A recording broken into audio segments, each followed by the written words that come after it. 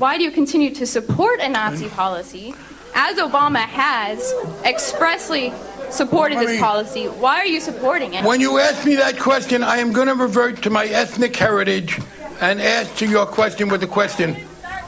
On what planet do you spend most of your time?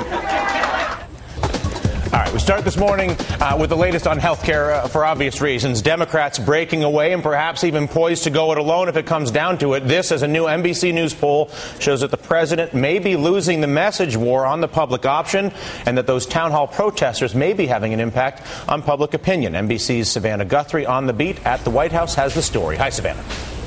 Hey, Dylan. Well, what we're hearing at the White House is that the folks here are recognizing that this is going to be a tough slog, and they may end up having to do health care reform without Democrats. It's not their without Republicans. It's not their preference, but it may get to that. And we're also seeing some new polls, an NBC poll, also a new Gallup poll just out this morning that has the president's approval rating at a new low. I think Gallup has it at 52%. NBC's had it at 51%, both of them new lows. And take a look at what our poll showed on the public option.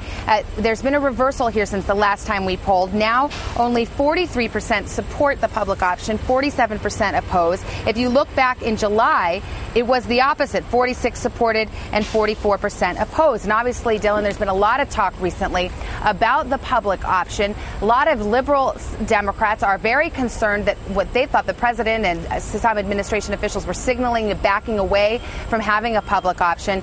Yesterday, Robert Gibbs, the White House press secretary, made it clear that the position on this from the administration is the same as it's always been, that the public option is preferred, but ultimately it isn't a deal breaker. Listen to my exchange with him yesterday. What essentially the president is saying is the public option, at the end of the day, is optional. And I guess my question is, what do you just say to members of Congress who are threatening to walk out and say, if there's no public option, I'm not in this? I would say that it is the preferred option. Does that give them a lot of comfort? I'm not a Democratic member of Congress. But inherent in the president's position, consistent or not, is that he could envision a scenario in which he lives without a public option.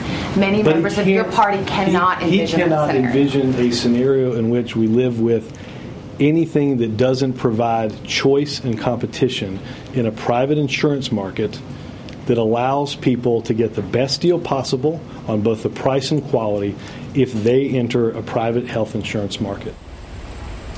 Okay, so the town halls are still continuing, and there was a very interesting exchange between Congressman Barney Frank, a Democrat from Massachusetts, and one of his constituents, or somebody who attended one of the town halls yesterday. Listen to this exchange.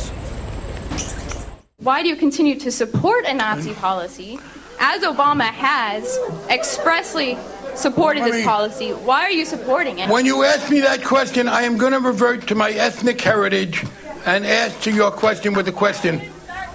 On what planet do you spend most of your time? What's interesting from our NBC poll is it shows that a majority of Americans do believe that some of these healthcare myths, things that have been debunked, are in fact true. Take a look at this list. Excuse me, let me get to it here. 55% think that there will be health insurance for illegal immigrants in the plan. 54% think it's likely that there will be a government takeover of health care. 50% thinks it's likely that taxpayer dollars would go for abortions. And 45% think it's likely that government will end up making decisions about end-of-life care for the elderly. This is the so-called death panels idea. So what this poll shows is that the president has a lot of work cut out for him. Interestingly, though, Dylan, when you ask if you support the president on health care reform specifically, that number has been remarkably steady. So some here say it shows that they've stopped the bleeding and they're going to be able to start reversing the trend. Right. And the key distinction, it seems, Savannah, is the White House is trying to say we can reform health care with or without the public option. In other words, they're trying to make it look like if the public option goes, health care reform has not failed, correct? Well, they're trying to keep their options open because this is such a polarizing issue. They know if they've got a public option in the plan, there is no way they're going to get any Republican votes, and they may lose some key moderate Democrats, particularly in the Senate. On the other hand, if they dump the public option entirely, then they face what we saw over the last few days, some revolt from within the party. So it looks like they want to keep the options open. If they're going to not get any Republican votes anyway, if Republicans aren't going to go for a co-op idea, hey, maybe they do have the public option. It's clear what they don't want to do is nail themselves down to one position. They say the public option is preferred, but it is not the only option. Understood. Joining us. Thank you, Savannah.